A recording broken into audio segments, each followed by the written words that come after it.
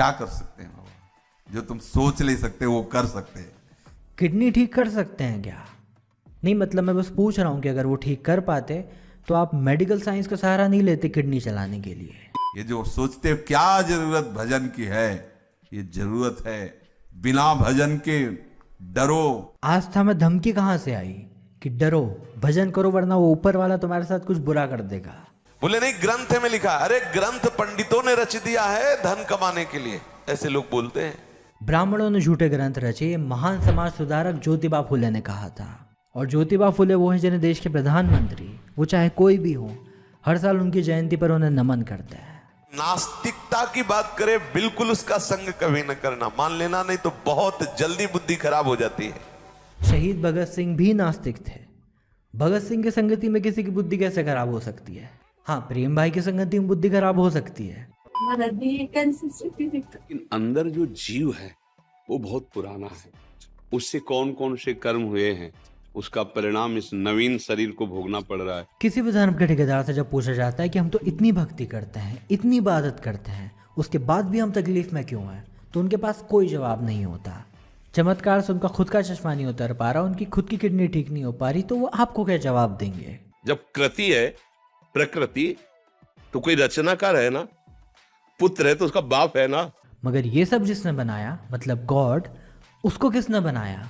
जानकारी नहीं है आंड की और बातें करेंगे ब्रह्मांड की। हरे कृष्णा। हमारे ब्रज के रसिक संत ब्रज शिरोमणि परम पूज्य श्री प्रेमानंद बाबा जी महाराज को लेकर एक यूट्यूबर है, उसने प्रश्न उठाए हैं। इस यूट्यूबर का नाम हिमांशु है। ये अपने आप को नास्तिक बताता है और जो प्रश्न है वो कर्म सिद्धांत से संबंधित है, वो भगवान के अस्तित्व से संबंधित है कि भगवान है कि नहीं है। भाई ये दुनिया भगवान ने बनाई तो फिर भगवान को किसने बनाया, कुछ इस तरीके के प्रश्न हैं। तो इसको लेके कई सारे कमेंट्स आए, कई सारे पर्सनल मैसेजेस भी आए। तो जब मैंने वीडियो देखने की कोशिश की तो कुछ ही मिनट देखे, लेकिन वो देखना बहुत मुश्किल हो गया। बहुत अभद्र भाषा का इस्तेमाल है, बाबा जी को लेके जो है अपशब्दों का इस्तेमाल है, उनका मजाक उड़ाने की कोशिश की गई है। लेकिन बार बार कंटिन्यूस मैसेजेस आ रहे थे और कुछ भक्तों का कहना था कि जो नए नए भक्त जुड़े हैं उनका विश्वास जो है वो डगमगा रहा है। तो मजबूर होकर मुझे वो पूरी वीडियो देखनी पड़ी। ये ऐसा था जैसे कोई जहर का प्याला पीना पड़ा, और इसकी वजह से मुझे अब शायद प्रायश्चित करना पड़ेगा, भगवान से माफ़ी मांगनी पड़ेगी कि ऐसे संत के खिलाफ शब्द जो है मेरे कानों के अंदर गए, जो कि ठीक नहीं है। लेकिन सेवा थी, मजबूरी थी, इसलिए मुझे पूरी वीडियो सुननी पड़ी।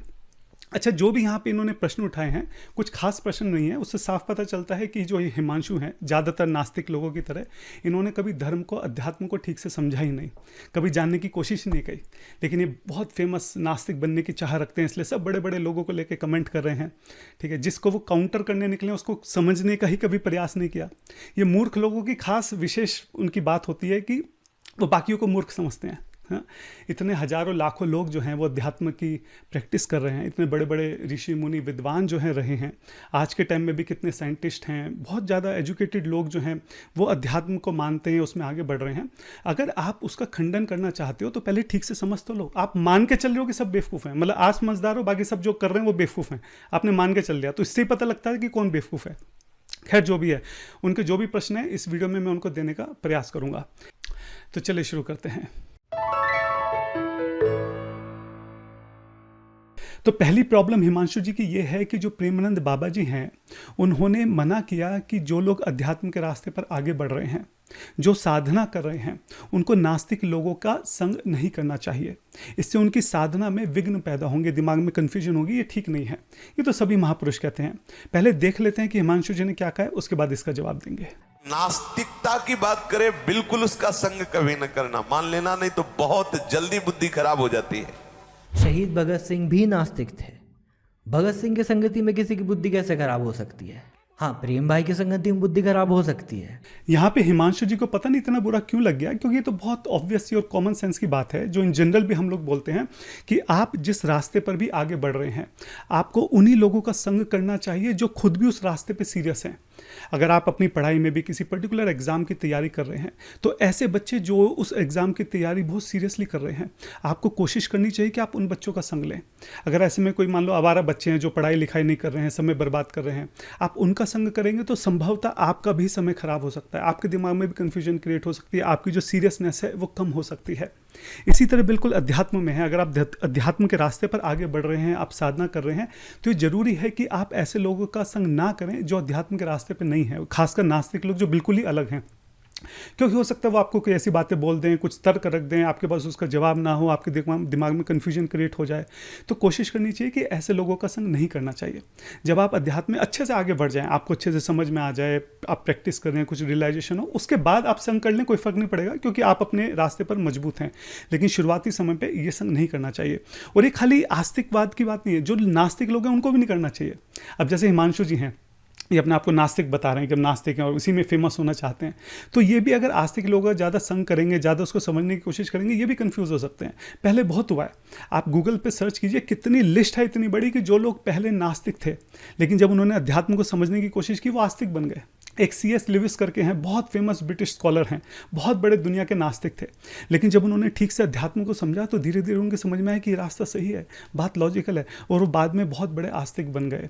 अब लोगों को इमोशनल करने के लिए जानबूझ के इन्होंने यहाँ पे भगत सिंह का एग्जाम्पल दिया, क्योंकि वो जानते हैं भगत सिंह की सभी बहुत इज्जत करते हैं।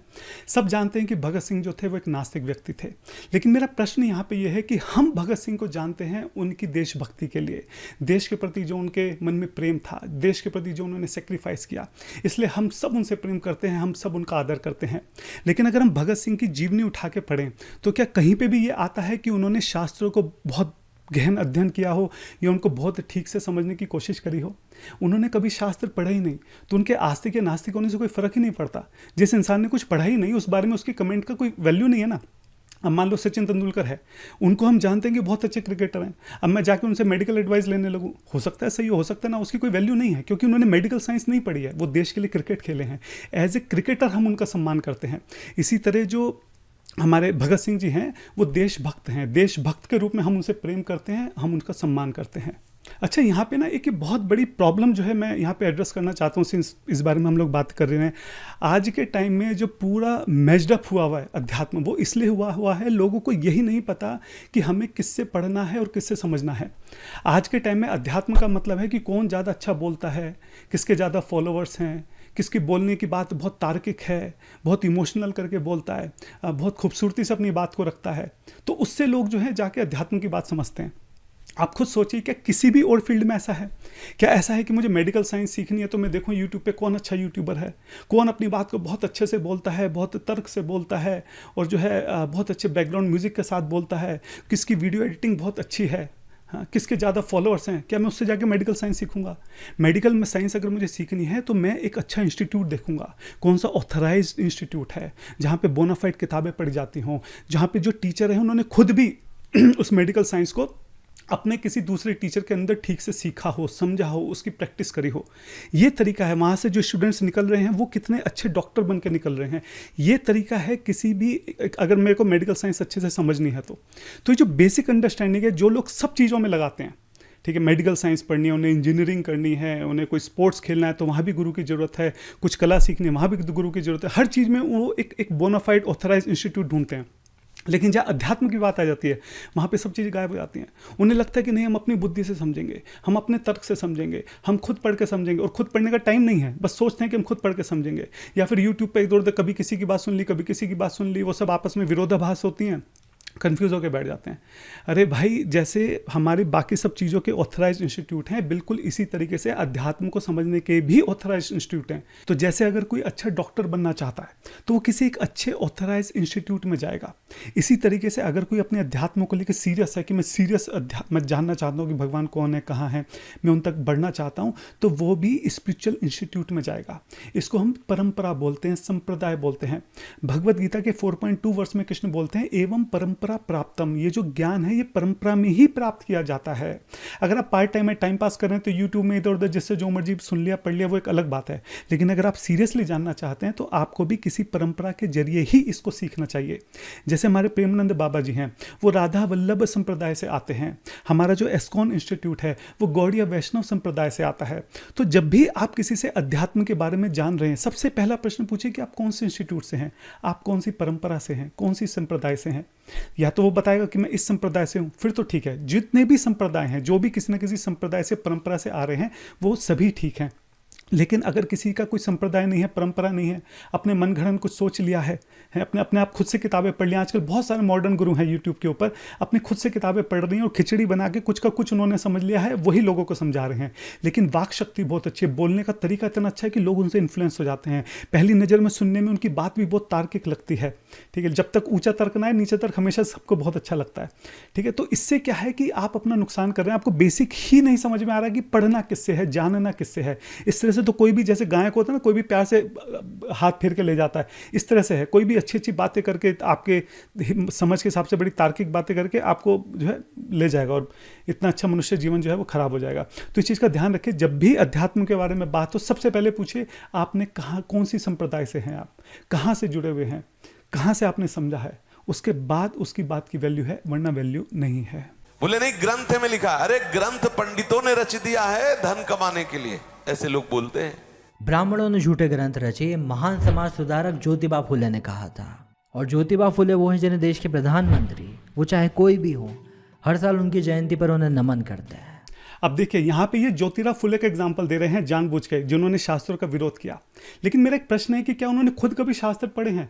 जब ज्योतिराव फुले ने खुद कभी शास्त्र पढ़े ही नहीं, तो उसका विरोध कैसे कर सकते हैं? ज्योतिराव फुले जो थे वो एक बहुत बड़े समाज सुधारक थे।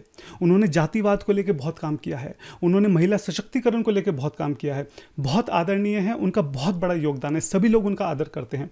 मैं पॉइंट ये बोलना चाह रहा हूँ कि अगर आप उनके एजुकेशन देखो तो वेस्टर्न एजुकेशन से प्रभावित थे वो, शास्त्रों पर उनकी एक्सपर्टीज नहीं थी, तो शास्त्रों को लेकर वो क्या बोल रहे हैं उसकी कोई वैल्यू नहीं है।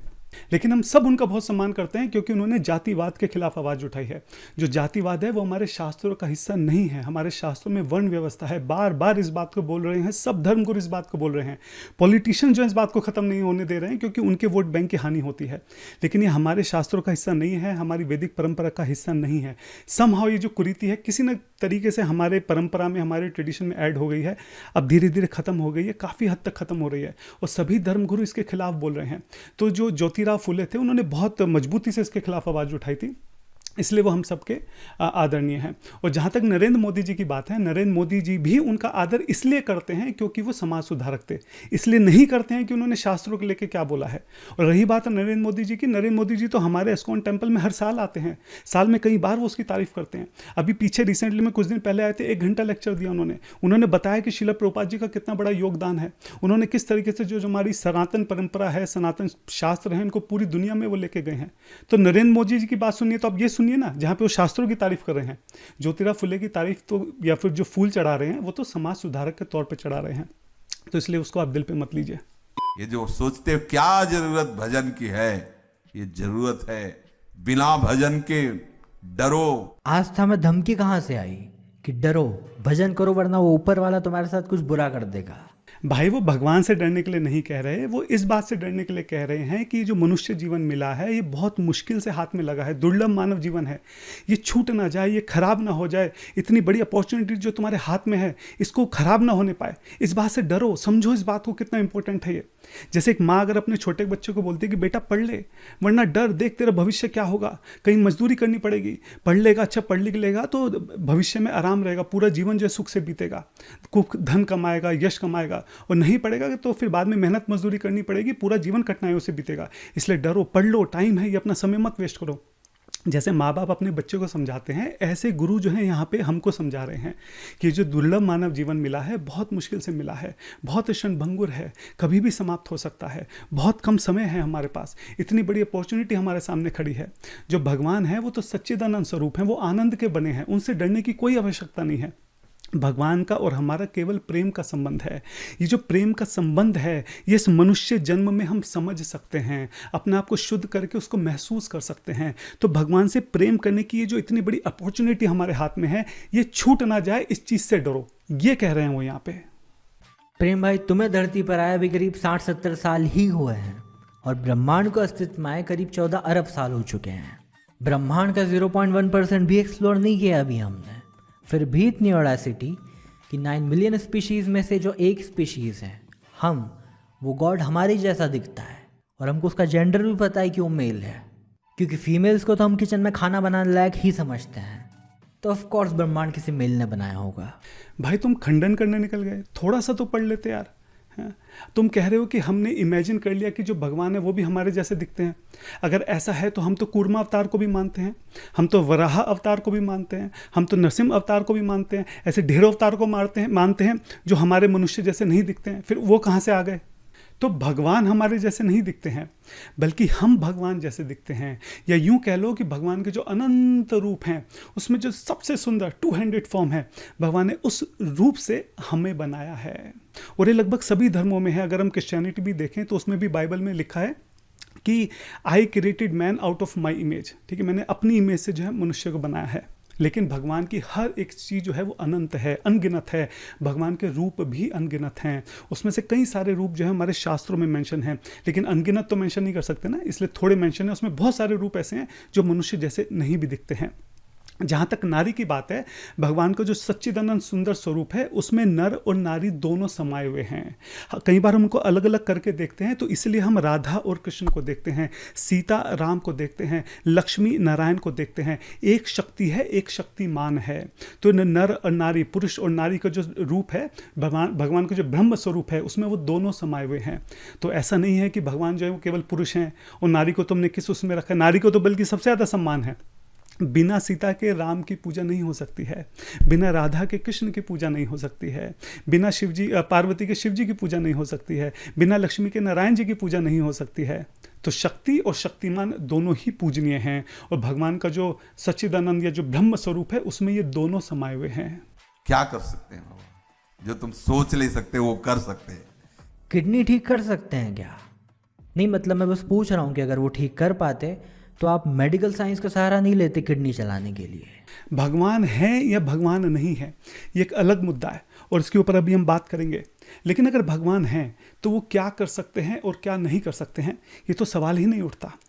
जिन ब्रह्मांड भगवान की इच्छा मात्र से अनंत ब्रह्मांड जो है वो बनते बिगड़ते रहते हैं, तो क्या किसी की वो छोटी सी बीमारी ठीक नहीं कर सकते? बात यह है कि कर सकते हैं तो कर क्यों नहीं रहे हैं? इसलिए नहीं कर रहे हैं क्योंकि ऐसा करने से ही जो उनका पर्पज़ है, जो उनका प्लान है, वो ज़्यादा अच्छे से सक्सेसफुल हो सकता है। क्या प्लान है? देखिए, हम जब किसी चीज़ को देखते हैं ना तो बहुत शॉर्ट टर्म से देखते हैं कि अभी जो हो रहा है उसका क्या रिजल्ट आ रहा है, लेकिन भगवान जो प्लान करते हैं बहुत लॉन्ग टर्म से करते हैं। अभी आप देखिए, जो प्रेमानंद बाबा जी हैं वो इतनी उनको तकलीफ़ है, उनकी किडनियाँ ख़राब हैं, बार बार डायलिसिस से जाते हैं, कितना दर्द होता है, उसके बावजूद किस तरीके से वो खिलखिलाकर हंसते हैं, किस तरीके से उनके चेहरे पे हमेशा तेज रहता है, हमेशा मुस्कान रहती है, किस तरीके से वो 15 से 18 घंटे जो है लोगों की सेवा करते हैं। जब ये चीज़ लोग देखते हैं कि एक इंसान जो इतना बीमार है, जो इतना दर्द में है, तकलीफ़ में है, वो किस तरीके से हंस रहा है, किस तरीके से लोगों की सेवा कर रहा है, जब ये चीज़ लोगों के सामने आती है तो हजारों लाखों लोग जो हैं वो इंस्पायर हो जाते हैं, उनका भगवान के प्रति विश्वास बढ़ जाता है, वो भी इस रास्ते पर आगे चल पड़ते हैं। और ये अभी नहीं, ये बहुत लॉन्ग टर्म रहेगा। आने वाले इतिहास भी इसको याद रखेगा कि ऐसे एक प्रेमानंद बाबा जी थे, वो इतने बीमार थे तब भी ऐसे करते थे, और अभी नहीं, आने वाली सदियों तक लोग इससे इंस्पायर होते रहेंगे और लोग भगवान के रास्ते पर आगे बढ़ते रहेंगे। तो ये भगवान की प्लानिंग होती है कि वो किसका इस्तेमाल कैसे कर सकते हैं कि उसका बहुत ज़्यादा या ज़्यादा से ज़्यादा जो है उसका इम्पैक्ट हो सके। मैं एक और उदाहरण देता हूँ। जैसे एस्कॉन के जो संस्थापक आचार्य हैं श्रील प्रभुपाद जी, जब वो अमेरिका गए ना, उनके पास पैसे थे, 70 वर्ष की उनकी आयु थी, ना वो किसी को वहाँ जानते थे, बहुत मुश्किल से गैराज में एक छोटी सी जगह मिली थी जिसका किराया तक देने के उनके पास पैसे नहीं थे, कहीं से भी उनको हेल्प नहीं मिल रही थी। बार बार वो लेटर लिख रहे थे इंडिया में भी कि मुझे थोड़ी सी हेल्प कर दो, मैं यहाँ पे भगवान का मंदिर खोलना चाहता हूँ। किसी ने कोई हेल्प नहीं की। वहाँ से लेके किस तरीके से उन्होंने सेक्रीफाइस किया। ऐसी सिचुएशन में होने के बावजूद भी उन्होंने कभी भगवान की सेवा नहीं रोकी। वो चाहते तो कभी भी वापस आ सकते थे, लेकिन उनके गुरु का आदेश था कि नहीं, हमें भगवान नाम जो पूरी दुनिया में प्रचार करना है। तो उस स्थिति में जब उनकी आयु इतनी ज़्यादा है, पैसा नहीं है, किसी तरह की कोई हेल्प नहीं है, वो तब भी भगवान की सेवा कर रहे थे। इतना कष्ट होने के बावजूद उन्होंने कभी भी अपनी सेवा नहीं रोकी। ये बात जब लोग देखते हैं तो लोग बहुत ज़्यादा इंस्पायर हो जाते हैं। ऐसा इंसान जो इस स्थिति में था, 10 साल के अंदर उसने पूरी दुनिया जो है पलट दी। और केवल उस वक्त ही नहीं, आज तक उनके गए हुए जो है 50 साल से ज़्यादा हो गए, आज भी लोग उनसे इंस्पायर हो रहे हैं और आने वाली सदियों तक होते रहेंगे। अब मान लो श्रील प्रभुपाद जी जब यूएस जाते, मान लो उनके पास बहुत अच्छा कंफर्टेबल होता, उनको एयरपोर्ट पे फ्लाइट से जाते, एयरपोर्ट पे कोई उनको रिसीव करने आता, किसी 5 स्टार होटल में ठहराता, सारी फैसिलिटीज़ उनके पास होती, तो क्या तब भी लोग इतने इंस्पायर होते? ये सोचने का विषय है। तो भगवान जब कोई काम करते हैं तो वो इस तरीके से करते हैं कि ना कि भी केवल प्रेजेंट बल्कि फ्यूचर में भी उसका बहुत ज़्यादा इम्पैक्ट रहे, लाखों लोग जो हैं वो उनकी तरफ बढ़ सकें। इसलिए ये कारण है कि भगवान जो हैं ऐसे महापुरुषों को तकलीफ देते हैं, बल्कि हमें ये सोचना चाहिए कि हमको भगवत मार्ग पर लाने के लिए ऐसे महापुरुषों को तकलीफ दी जा रही है और ये महापुरुष भी उस तकलीफ को सह रहे हैं ताकि किसी तरह से हमारे जैसे जो बद्ध जीव हैं उनका लाभ हो सके। ये इस तरीके से इस सिचुएशन को हमको देखना चाहिए। लेकिन अंदर जो जीव है वो बहुत पुराना है, उससे कौन कौन से कर्म हुए हैं उसका परिणाम इस नवीन शरीर को भोगना पड़ रहा है। किसी भी धर्म के ठेकेदार से जब पूछा जाता है कि हम तो इतनी भक्ति करते हैं, इतनी इबादत करते हैं, उसके बाद भी हम तकलीफ में क्यों हैं, तो उनके पास कोई जवाब नहीं होता। चमत्कार से उनका खुद का चश्मा नहीं उतर पा रहा, उनकी खुद की किडनी ठीक नहीं हो पा रही, तो वो आपको क्या जवाब देंगे? तो वो बात को घुमा देते हैं। जनरलिज्म में पुराने हिसाब चुकाने जैसा कोई कॉन्सेप्ट होता है, वहाँ ये कह दिया जाता है कि आपने पिछले जन्म में कुछ पाप किए होंगे जिसका भुगतान अभी हो रहा है। ठीक है, तो पहले कर्म सिद्धांत को समझते हैं। मेरा पॉइंट यह है कि अगर आप इस पूरी सृष्टि को ध्यान से देखें तो हर एक चीज़ जो है वो बहुत परफेक्टली डिज़ाइंड है। हमारा जो सोलर सिस्टम है, जो गैलेक्सीज हैं, जो यूनिवर्स है, जिस तरीके से डिज़ाइंड है एकदम प्रिसाइसली काम कर रहा है। आप लॉज ऑफ नेचर को देखिए, एकदम प्रिसाइसली काम कर रहे हैं। और अगर हम डिटेल में जाए ना, अगर हम इन नंबर्स को देखें, जो मैथमेटिकल नंबर्स हैं कि कितने प्रिसाइसली एक एक चीज़ जो है वो डिज़ाइंड है, ये माइंड ब्लॉगिंग है। ये just it's impossible to believe sometimes कि ऐसा कैसे हो सकता है, कोई चीज़ इतनी परफेक्टली डिज़ाइंड कैसे हो सकती है। किस तरीके से दिन रात हो रहे हैं, ऋतुएं बदल रही हैं, किस तरह से पशु पक्षी पौधों ने प्रकृति का संतुलन बनाकर रखा है। हर एक चीज़ एकदम अच्छे से काम कर रही है। आप हमारे शरीर देखिए, हमारे शरीर के अंदर किस तरीके से जो है लंग है, किडनी है, किस तरीके से लीवर है, किस तरह से ब्लड सर्कुलेट हो रहा है। अगर आप इस शरीर को समझने का प्रयास करें, कितना परफेक्टली ये डिज़ाइन किया गया है। किसी भी चीज़ को आप लोग एकदम हर एक चीज़ बहुत अच्छे से डिज़ाइंड है। प्रश्न यहाँ पे ये उठता है कि अगर हर एक चीज़ इस सृष्टि में इतनी अच्छे से डिज़ाइंड है तो ये कैसे हो सकता है कि जो जीवात्माओं का जन्म है वो रैंडमली हो रहा है। कोई अमीर के घर में जन्म ले रहा है, कोई गरीब के घर में जन्म ले रहा है, कोई जन्म से ही बहुत सुखी है, दुखी है, कोई बीमार है, कोई स्वस्थ है। ये कैसे हो सकता है? एक चीज़ रैंडम कैसे हो सकती है? जरूर यहाँ पे कोई एक ऐसी चीज़ है जो हम मिस कर रहे हैं। मान लो अगर मैं कल क्रिकेट मैच देखने गया, ठीक है, और मैं गया और मैंने देखा कि बैट्समैन बॉलर सारी टीम जो है वो ग्राउंड पे जा रही है। तभी मेरा नज़र एकदम स्कोर कार्ड पे पड़ा और मैंने देखा कि ये तो 200 रन पहले ही दे रखे हैं बैट्समैन को। ऐसा कैसे हो सकता है? ये तो अन्याय है। पहले से 200 रन कैसे हो सकते हैं? तभी मुझे किसी ने बताया कि एक्चुअली ये टेस्ट मैच चल रहा है, आप दूसरे दिन आए हैं, पहले दिन का आपने मिस कर दिया। पहले दिन ये बल्लेबाज जो हैं ऑलरेडी बल्लेबाजी कर चुके हैं, यहाँ पे उन्होंने 200 रन बनाए हैं। तब मुझे समझ में आएगा कि अच्छा, तो मुझे पिछले दिन का नहीं पता था। इसी तरीके से भगवान जो है भगवद गीता में कर्म सिद्धांत के बारे में बताते हैं कि जो भी हम कर्म कर रहे हैं उसी प्रकार हमें उसका फल मिलेगा, अच्छा या बुरा जैसा भी। एक सिंपल भाषा में समझते हैं। मान लो अगर मैं किसी गर्म तवे पे हाथ रख देता हूँ, उसका फल मुझे 1 सेकंड में मिल जाएगा। मेरा हाथ रखा, हैंड टू हैंड मेरा हाथ जल गया। मान लो मैं रात को बहुत सुहावना मौसम है, बारिश हो रही है और मैं वहाँ पे एक ठंडी आइसक्रीम खा रहा हूँ, ठीक है।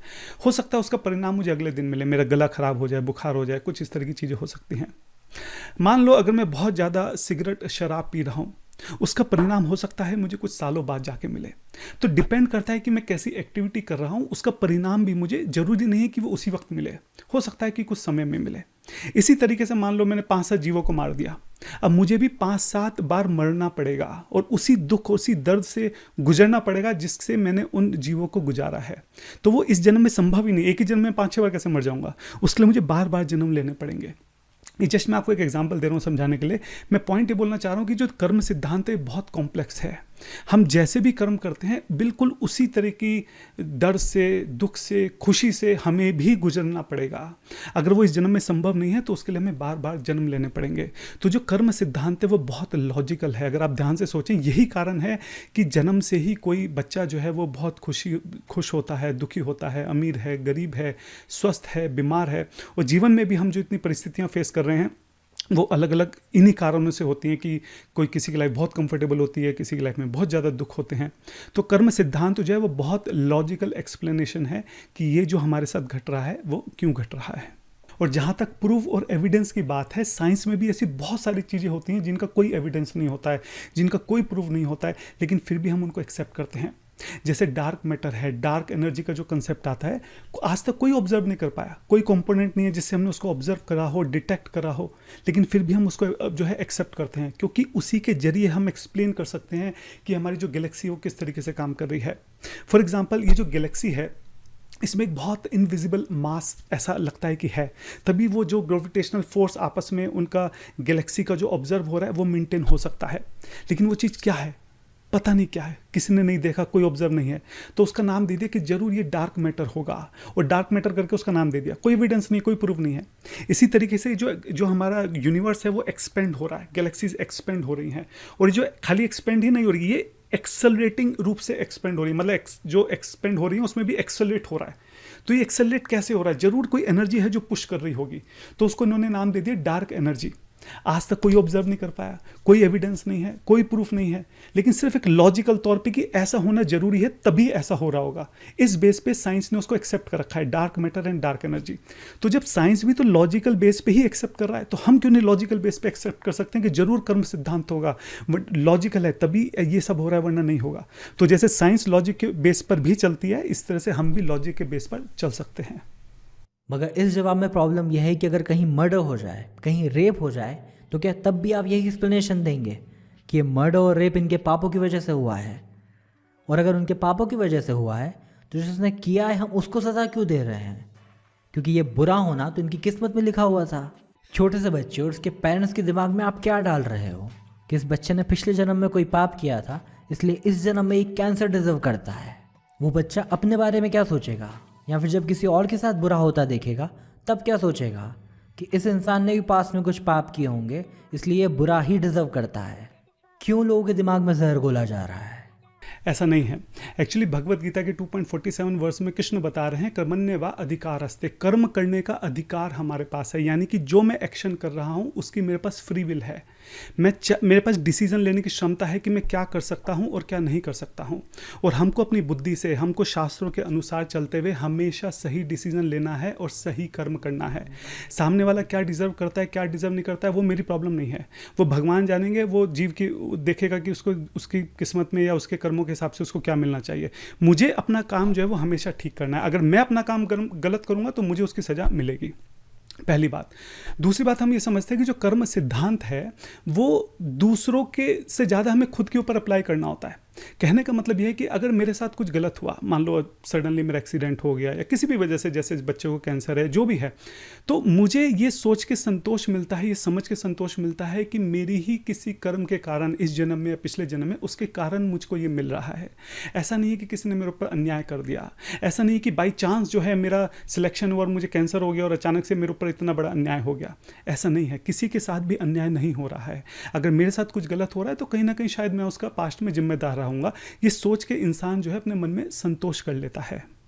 मैं फिर से कहूँगा, इसका मतलब ये नहीं कि ठीक मत करो, इसका मतलब ये नहीं कि तुम हॉस्पिटल मत जाओ या जो भी गलत हो रहा है उसको सही करने की कोशिश मत करो।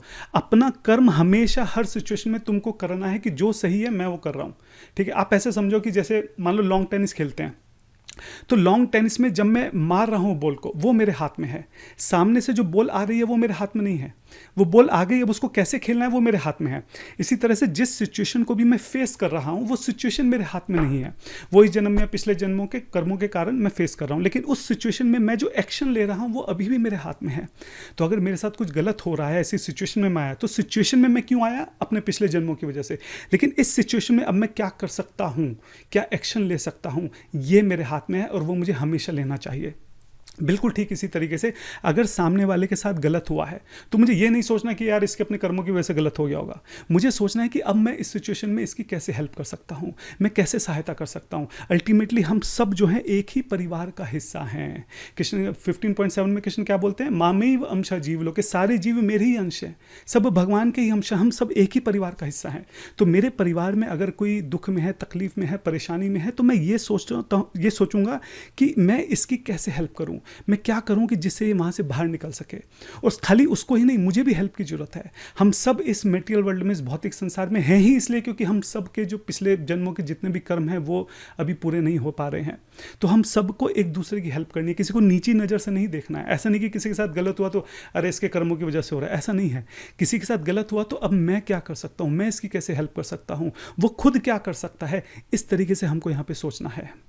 और मैं फिर से बात बोलूँगा, अगर मान लो कर्म सिद्धांत ना हो तो आप सोचिए कि हर एक जना कितने मेंटल स्ट्रेस में आ सकता है कि मेरे साथ गलत क्यों हुआ भाई, मैंने तो कुछ करा ही नहीं, ठीक है, कर्म सिद्धांत तो है ही नहीं, ठीक है। तो रैंडमली अचानक से किसी का एक्सीडेंट हो गया, रैंडमली किसी को कैंसर हो गया, रैंडमली किसी ने जो बुरा भला कह दिया, या किसी के साथ कुछ गलत हो गया, किसी के साथ धोखा हो गया, तो वो सोचेगा यार ये देखो मेरे साथ फालतू में बुरा हो गया, ठीक है, सब लोग कितना एंजॉय कर रहे हैं और रैंडमली मेरे साथ गलत हो गया। आप समझ सकते हो कितनी एक डिप्रेशन उसके माइंड में आ सकता है कि यार मैं ही क्यों, मेरे साथ ही क्यों गलत होना था, ठीक है। ऐसा ना हो, इसलिए इंसान को सोचना चाहिए कि ठीक है, अब जो हुआ वो मेरे पिछले कर्मों की वजह से हुआ, अब मुझे यहाँ से सही कर्म करने हैं ताकि आगे जाके भविष्य में मेरे साथ ऐसा ना हो। एक दूसरी बात और भी है, आप ये सोचिए कि कर्म सिद्धांत की वजह से आज लाखों करोड़ों लोग जो हैं वो सही रास्ते पर चलते हैं।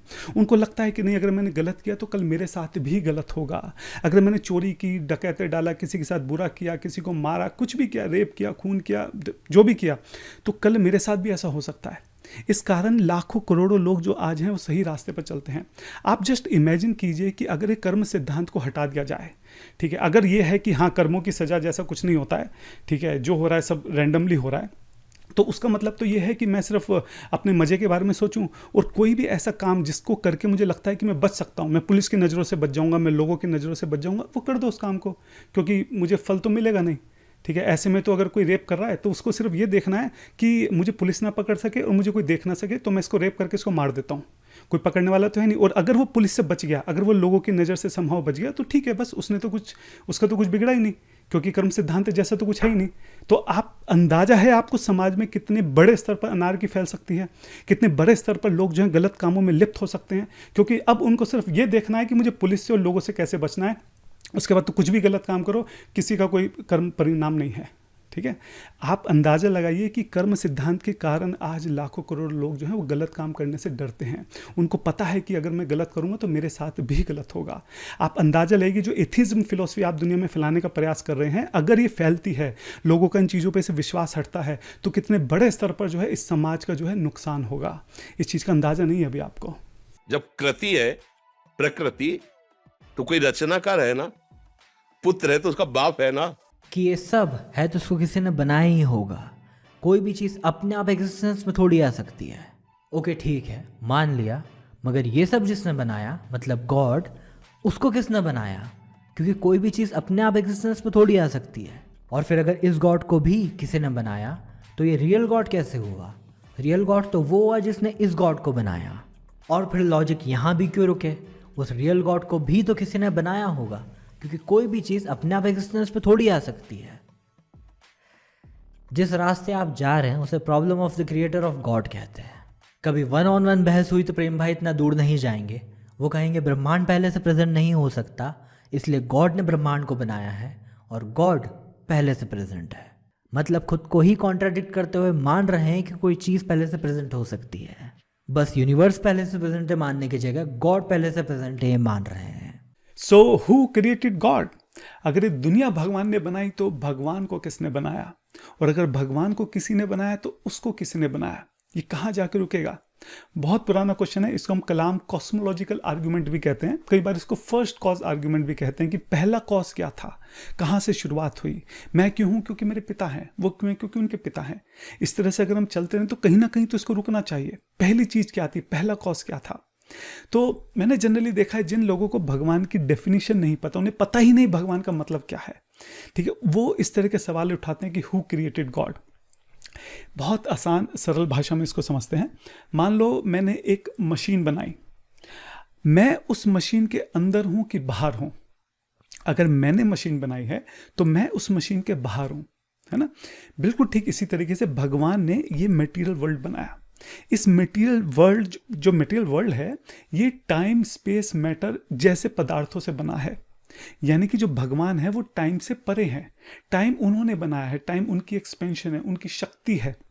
वो टाइम के अंदर नहीं आते हैं। ऐसा नहीं था कि कभी भगवान नहीं थे और फिर एक टाइम हुआ और उस टाइम पे भगवान बन गए, ऐसा नहीं है। जो भगवान है वो इटर्नल एंटिटी है। भगवान से ही समय बना है, भगवान से ही स्पेस बना है, भगवान से ही मैटर बना है। इस चीज़ को हमें थोड़ा समझना पड़ेगा, क्योंकि हमारी बुद्धि जो है वो भी इस प्रकृति से ही बनी है। तो इस प्रकृति से परे जब कोई बात हम करते हैं तो बुद्धि के लिए समझना कई बार वो बहुत मुश्किल हो जाता है।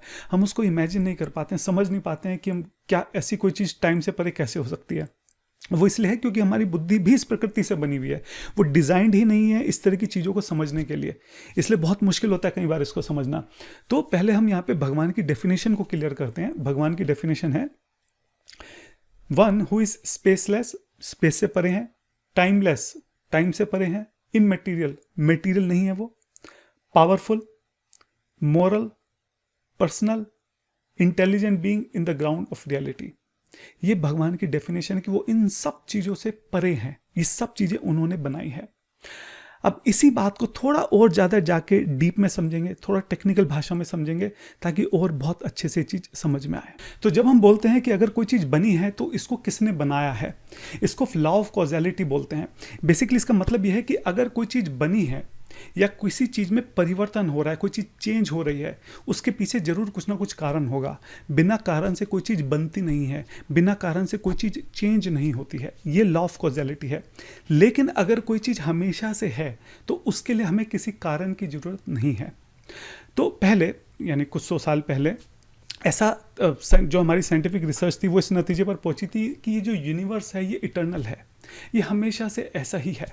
अगर ये हमेशा से ऐसा है तो फिर हमें किसी कारण की जरूरत नहीं है इसको एक्सप्लेन करने के लिए, क्योंकि ये तो हमेशा से ही है। फिर धीरे धीरे साइंस आगे बढ़ी, फिर Einstein theory of general relativity जो है प्रपोज करी गई, आइंस्टाइन ने करी, तो वहाँ से ये चीज़ पहली बार समझ में आई कि यूनिवर्स जो है वो इटर्नल नहीं है। एक समय था जब यूनिवर्स बना था, और धीरे धीरे फिर और साइंटिफिक रिसर्च हुई, धीरे धीरे और ज़्यादा हमको एविडेंस ऐसे मिलते चले गए, जिससे बात धीरे धीरे कंफर्म होती चली गई कि सृष्टि जो है वो इटर्नल नहीं है। फॉर एग्जांपल जैसे एक ये हमको पता लगा कि जो ये यूनिवर्स है इसमें यूजेबल एनर्जी जो है वो धीरे धीरे ख़त्म हो रही है। अगर ख़त्म हो रही है इसका मतलब कि एक टाइम पे स्टार्ट हुई होगी, अगर इटर्नल होती तो एनर्जी अब तक ख़त्म हो चुकी होती। इसी तरह से हमको ये पता चला कि जो यूनिवर्स है धीरे धीरे एक्सपेंड कर रहा है।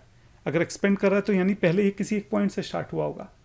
ये जस्ट मैं आपको 2-3 उदाहरण दे रहा हूँ। इस तरह के बहुत सारे जो है एविडेंसेस हमको मिले, जिससे ये बात धीरे धीरे कंफर्म हो गई कि ये यूनिवर्स जो है ये एक टाइम पे बना था। अब ये साइंटिस्टों के लिए एक बहुत बड़ी प्रॉब्लम क्रिएट हो गई, क्योंकि अगर ये बना था तो इसके पीछे कुछ ना कुछ कारण होगा। लॉ ऑफ कॉजेलिटी, कोई भी चीज़ बनी है या परिवर्तन हो रहा है किसी चीज़ में तो उसके पीछे कुछ ना कुछ कारण होगा। अब वो कारण क्या था वो ढूंढना था। अच्छा, मज़े की बात यह है कि साइंटिफिक रिसर्च से हमको धीरे धीरे ये पता लगा कि ये दुनिया जो है बनती है या बिगड़ती है, लेकिन भगवद गीता में ये बात बहुत पहले से मेंशन है। भगवद गीता के 8 चैप्टर के 19 वर्ष में कृष्ण बताते हैं, भूत ग्राम स एवायम भूतव भूतव पढ़ते रात्र आग में वंश पार्थ प्रभुवत्य हर आग में। और पूरे इस चैप्टर में आगे पीछे के कई सारे वर्ष हैं जिसमें कृष्ण बताते हैं कि जो भौतिक प्रकृति है ये किस तरीके से बनती है, किस तरीके से ख़त्म होती है, लेकिन जो उनका इटर्नल नेचर है, जो भगवान स्वयं है, जो भगवान का धाम है, वो इटर्नल है, वो हमेशा बने रहता है, वो कभी ख़त्म नहीं होता है। तो जो हमें साइंटिफिक रिसर्च के बाद अब पता लगा, अभी कुछ 100 साल पहले, वो भगवद गीता में हमेशा से पहले से मेंशन था। तो ये जो यूनिवर्स बना, जिस पॉइंट पे बना, तो यहाँ पे हमने इसका नाम दिया बिग बैंग। साइंटिस्टों ने इसका नाम दिया बिग बैंग, कि उसको हम बिग बैंग बोलेंगे कि बिग बैंग से ये यूनिवर्स आया। अब सोचने वाली बात यह है कि जब यूनिवर्स बना उसी वक्त टाइम, स्पेस, मैटर, ये सारी चीज़ें उस टाइम बनी, यानी कि जिसने इसको बनाया, जो भी इसका कारण रहा होगा, वो यानी कि इससे परे है। लेकिन ये सोचने वाली बात है कि जिसने ये यूनिवर्स बनाया, अगर हम यूनिवर्स देखें कि किस तरह से काम करता है, तो बहुत ही ज़्यादा कॉम्प्लेक्स है, बहुत ज़बरदस्त डिज़ाइंड है, बहुत अच्छे से ट्यून किया गया है। लॉ ऑफ नेचर किस तरीके से काम करते हैं, यहाँ पे जो एनर्जीज़ हैं वो किस तरीके से काम करते हैं, अगर सारी चीज़ें हम बहुत अगर डिटेल में समझें, इसके ऊपर मैं अलग से कभी वीडियो बनाऊंगा कि फाइन ट्यूनिंग आर्ग्यूमेंट, ये बहुत स्ट्रॉन्ग आर्ग्यूमेंट एक्चुअली, जब हम ये बात करते हैं कि भगवान है या नहीं, उसमें जो जो आर्ग्यूमेंट्स आते हैं, जैसे ये कॉस्मोलॉजिकल आर्गूमेंट के ऊपर हम बात करें, फर्स्ट कॉज आर्गूमेंट, इसी तरह की डिज़ाइन आर्गूमेंट है। अभी मैं डिटेल दूंगा तो बहुत लंबा वीडियो हो जाएगा, लेकिन एक अलग से मैं वीडियो बनाऊंगा, उसमें बताएंगे कि जो यूनिवर्स है कितना ज़्यादा परफेक्टली डिज़ाइंड है, यानी कि जिसने इतना परफेक्ट डिज़ाइन बना है वो खुद कितना इंटेलिजेंट होगा, जिसने इतना बड़ा यूनिवर्स बना दिया वो खुद कितना ज़्यादा ताकतवर होगा। और जैसे मैंने बोला कि टाइम स्पेस मैटर तो भी बनाई है, तो बेसिकली मैं पॉइंट ये बोलना चाह रहा हूँ कि जिस कारण से, जिसने ये बिग बैंग करा और जिसकी वजह से इतना बड़ा यूनिवर्स स्टार्ट हुआ, वो टाइमलेस, स्पेसलेस, इमैटेरियल है, बहुत पावरफुल है, बहुत इंटेलिजेंट है और पर्सनल है, क्योंकि पर्सनल चॉइस है बनाना। इम्पर्सनल फोर्सेज जो हैं किसी चीज़ को बनाती नहीं है, डिज़ाइन नहीं करती हैं। अब साइंटिस्टों के आगे बेसिकली इस चीज़ का क्लैरिफिकेशन नहीं है कि वो क्या कारण था या क्या हो सकता है जिसकी वजह से ये बना, लेकिन हमको समझ में आ गया कि जो है वो टाइमलेस, स्पेसलेस, इमैटेरियल, पावरफुल, पर्सनल और इंटेलिजेंट, इस तरीके से है वो। तो अब इस चीज़ का नाम दिया, इसको बोल दिया नथिंगनेस। नथिंग है, नथिंग से ये सब हुआ। फिलहाल हमारी रिसर्च यहाँ तक पहुँची है। अच्छा जी, अब ये नथिंग क्या है? नथिंग का मतलब होता है कुछ भी नहीं, मतलब आप कुछ भी अगर सोच रहे हो तो यानी कि वो समथिंग है। नथिंग का मतलब एब्सोल्युटली नथिंग। तो उसको डिफाइन करने के लिए नथिंग को डिफाइन करना पड़ेगा। Nothing is what rock things. एक पत्थर सोचिए, एक पत्थर क्या सोच रहा है? अगर आप एक पत्थर को इमेजिन करें तो वो क्या सोच रहा है? वो जो सोच रहा है वही नथिंग है। पत्थर तो क्या सोचेगा? कुछ नहीं, तो वो नथिंग है। तो ये बड़ी बहुत अजीब सी ये जो है फिलहाल हमारे पास एक्सप्लेनेशन है कि नथिंग से पूरा सृष्टि जो है वो अचानक से क्रिएट हो गई। इतनी फाइन ट्यून्ड, इतनी अच्छे से जो एक डिजाइन्ड सृष्टि है वो नथिंग से आ गई। अच्छा, जो थीस्टिक साइंटिस्ट हैं उनका कहना है कि जो spaceless, timeless, इमैटेरियल, powerful, personal, intelligent being है, जिसको ये लोग नथिंग बोल रहे हैं, हम उसको गॉड बोलेंगे। ठीक है, तो इसी तरह से अगर हम अपने स्क्रिप्चर्स में देखें तो उसमें क्लियरली मेंशन है कि किस तरह से भगवान से ये सृष्टि आई है। भगवान जो है सब कारणों के असली कारण है।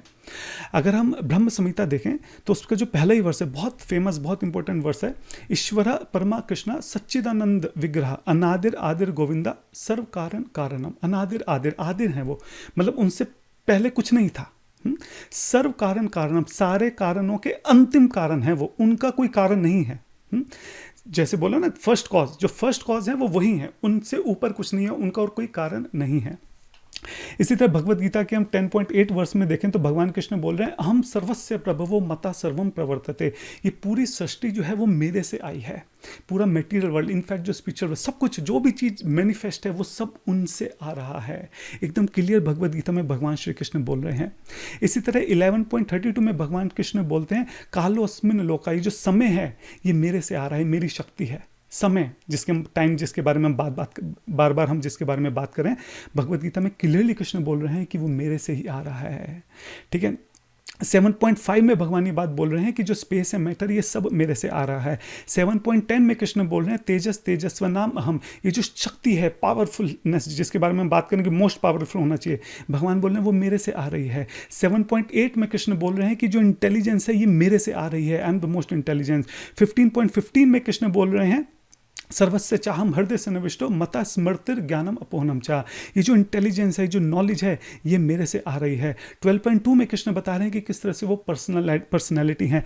तो जो भी हम यहाँ पे हम बात कर रहे हैं कि जो भगवान है वो स्पेसलेस हो, टाइमलेस हो, इमैटेरियल हो, पावरफुल हो, पर्सनल हो, इंटेलिजेंट हो, ये जितनी भी हम चीज़ें बात कर रहे हैं कि जिसने ये सृष्टि बनाई उसका ऐसा होना जरूरी है। भगवत गीता में हर जगह कृष्ण बार बार बोल रहे हैं कि मैं ऐसा हूँ, मैं ऐसा हूँ, मैं ऐसा हूँ, मैं ऐसा हूँ। इसलिए हम उसको नथिंगनेस बोलने के बजाय हम उसको कृष्ण बोल देते हैं। तो अगर हम ध्यान से सोचें, God is not possibility of existence, he is the pre condition of existence. ऐसा नहीं है कि कई सारे कारण हो सकते हैं, हो सकता है भगवान ने बनाया, ऐसा नहीं है। भगवान का होना जरूरी है, तभी ये सृष्टि बनेगी। इसलिए जेम्स टूर एक बहुत बड़े नैनो साइंटिस्ट हैं, उन्होंने एक बहुत अच्छी बात बोली। उन्होंने बोला only a rookie who knows nothing about science would say science takes away from faith. If you really study science it will bring you closer to God. वो बोल रहे हैं कि जिन्होंने साइंस वगैरह ज़्यादा पढ़ी नहीं होती, जिन्हें कुछ ज़्यादा पता नहीं होता, उनको ऐसा लगता है कि साइंस पढ़ने से तुम भगवान से दूर चले जाओगे। एक्चुअली में अगर तुमने साइंस पढ़ी है, तुम ध्यान से पढ़ोगे तो तुम्हें समझ में आ जाएगा कि साइंस एक्चुअली तुम्हें भगवान के करीब ही लेकर जा रही है। और यही कारण है कि आप देखिए भारत के भी जो बड़े बड़े साइंटिस्ट हुए हैं, हम APJ अब्दुल कलाम को जानते हैं, वो भी थीस्ट थे। अभी हमने पीछे देखा इसरो के साइंटिस्ट जो उन्होंने चंद्रयान जो है चंद्रमा पे उतार दिया, जो आज तक बाकी देशों के बड़े बड़े साइंटिस्ट नहीं कर पाए, वो सारे साइंटिस्ट जो हैं वो मंदिर जा रहे हैं। और मैंने एक वीडियो में, इससे थोड़े दिन पहले मैंने एक वीडियो रिलीज़ करी थी, उसमें मैंने 60 दिखाया था कि 60% साइंटिस्ट जो हैं आज के टाइम में दुनिया में, वो एक्सेप्ट करते हैं कि हाँ भगवान का अस्तित्व है, वो खुद थीस्ट हैं। और एक बात मैं दोबारा से यहाँ पे बहुत स्ट्रेस देकर बोलना चाहता हूँ कि कोई भी ये ना समझे कि तुम्हें साइंस पता है तो तुम थीस्ट हो गए या तुम एथीस्ट हो गए। साइंस का आस्तिकता से या नास्तिकता से कोई लेना देना नहीं है। साइंस जो है वो न्यूट्रल है। साइंस कोई चीज़ से कोई मतलब नहीं है कि भगवान है या भगवान नहीं है। साइंस जो है सिंपली इस पूरे नेचर को ऑब्जर्व करती है और साइंस इस चीज़ को डिस्कवर करती है कि नेचर काम कैसे करती है, क्या क्या लॉज हैं, और उन लॉज का इस्तेमाल करके साइंस एप्लीकेशन बनाती है ताकि हम अपनी जो रोज़मर्रा की ज़िंदगी है उसको कंफर्टेबल बना सकें। ये दुनिया कैसे काम करती है और इसको हम कैसे यूज़ कर सकते हैं अपनी लाइफ को कंफर्टेबल बनाने के लिए, ये काम है साइंस का। साइंस से इसका कोई मतलब नहीं है कि भगवान है या नहीं, या फिर इस सृष्टि जिसको साइंस ऑब्जर्व कर रही है इससे परे कुछ है या नहीं है। इसलिए आप देखिए कि बहुत सारे साइंटिस्ट जो हैं वो थीस्ट होते हैं, बहुत सारे जो हैं वो एथीस्ट होते हैं। जो एथीस्ट हैं वो इस साइंटिफिक रिसर्च का यूज़ करते हैं अपनी बात को रखने के लिए। इसी तरह जो थीस्टिक साइंस है वो इस साइंस का इस्तेमाल करते हैं अपनी बात को रखने के लिए। लेकिन साइंस जो है वो अपने आप में न्यूट्रल है। साइंस ना तो थीस्ट है ना एथीस्ट है। इसके ऊपर भी मैंने एक वीडियो बनाई थी जो मैं डिस्क्रिप्शन बॉक्स में लगाऊंगा। अंत में जो ये लोग वीडियो देख रहे हैं, मेरा उनसे हाथ जोड़कर निवेदन है कि आप कृपया करके अभी एथिस्टिक जो माइंडसेट के जो लोग हैं उनकी बातें या उनकी किताबें अभी मत पढ़िए। आपको अगर लॉजिकली समझना भी है कि भगवान है या नहीं है तो थीस्टिक साइंटिस्ट जो हैं उन्होंने भी कई सारी किताबें लिखी, बहुत अच्छी अच्छी फेमस किताबें हैं, आप उनको रेफर कीजिए, आप उनको पढ़िए। तो उसमें जो आर्ग्यूमेंट्स है उससे आपका फेथ जो है वो मजबूत होगा। जब तक आप अध्यात्म के रास्ते पर मजबूत नहीं हैं, आगे अच्छे से नहीं बढ़ गए हैं, अगर आप एथिस्टिक लोगों को सुनेंगे, उनकी बातें सुनेंगे, उनके आर्ग्यूमेंट सुनेंगे या ऐसी कोई किताब पढ़ेंगे तो आपका फेथ जो है वो डेफिनेटली डगमगा जाएगा, क्योंकि उनके तर्क भी कोई हल्के नहीं है, उनके तर्क भी बहुत ज़्यादा स्ट्रांग है, बहुत। तो फिर आपको अपना जवाब ढूंढना पड़ेगा। जवाब ढूंढने के लिए कोई नहीं मिला तो इतनी देर में आपका समय खराब होगा, आपको कन्फ्यूजन आपके दिमाग में बनी रहेगी, और अगर कमज़ोर उसके हुए फेथ के हुए तो हो सकता है कि आप अपने रास्ते से डगमगा जाएं। ये जो मनुष्य जीवन है बहुत दुर्लभ है, बहुत मुश्किल से मिला है। हमारे साधु संत कितना त्याग कर रहे हैं किसी तरह से हमको बचाकर सही रास्ते पर लाने के लिए। दिन रात वो दर्द में है, उसके बावजूद वो कोशिश कर रहे हैं कि किसी तरह से हमारा भला हो सके।